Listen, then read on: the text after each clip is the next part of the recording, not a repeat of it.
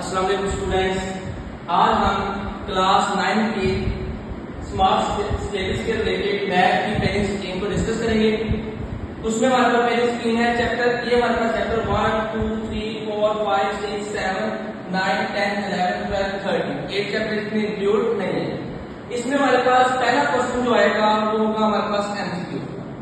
अब चैप्टर 1 2 में से एक एमसीक्यू आएगा, चैप्टर 3 में से 2 एमसीक्यू है, 4 में भी 2 है, 5 में भी एक एमसीक्यू है, 6 में भी 2 है, बाकी जो रिमेनिंग चैप्टर है उनमें भी एक एमसीक्यू रहेगा। यानी कि चैप्टर 2 यानी कि चैप्टर 3 4 और 6 चैप्टर 3 4 और 6 में से 2 एमसीक्यू आएंगे, बाकी सब चैप्टर्स में से एक एमसीक्यू आएगा। इसके बाद क्वेश्चन नंबर 2 है हमारे पास शॉर्ट क्वेश्चन आंसर का। Short question answer question number 2 है, उसके अंदर हमारे पास 9 शॉर्ट क्वेश्चन आएंगे। वो किस तरह आएंगे? चैप्टर 1 में से 2 शॉर्ट होंगे, चैप्टर 2 में से 2 होंगे, 3 में से 2 होंगे, 4 में से 2 होंगे, 5 में से 1 होगा। ये टोटल हो गए हमारे पास 9। यानी कि चैप्टर 1 से लेकर 5 तक का जो चैप्टर है वो क्वेश्चन 2 में आएंगे और हर चैप्टर में से 2 आएंगे और चैप्टर 5 में से एक शॉर्ट क्वेश्चन आएगा। इसी तरह चैप्टर जो क्वेश्चन नंबर 3 होगा हमारे पास पेपर का, उसमें हमारे पास चैप्टर 6 7 और 10 में से 3 शॉर्ट क्वेश्चन आएंगे। टोटल ये शॉर्ट क्वेश्चन होंगे 9 और उसमें से हमने करने होंगे 6। इसमें भी टोटल 9 होंगे, उसमें से 6 करने होंगे।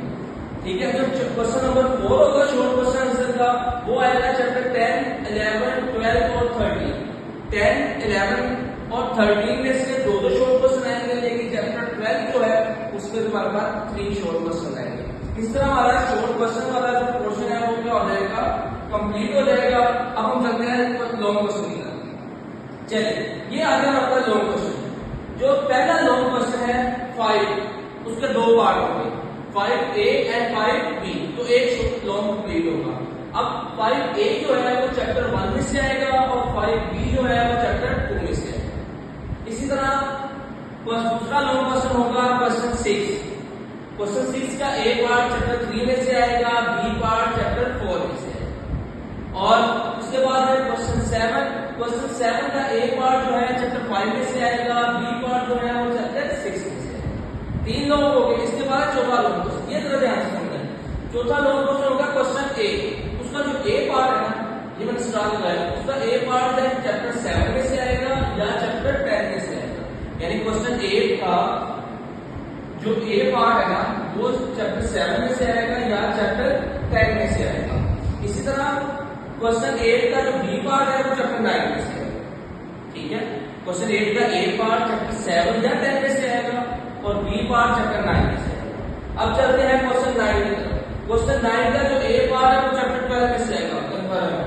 लेकिन 9 का जो B पार्ट है उसका मसला है वो या 11 में से आएगा या 13 में से। यानी क्वेश्चन नंबर 9 का जो कौन सा पार्ट है, B पार्ट है, वो चैप्टर 11 में से आएगा या चैप्टर 13 में से आएगा।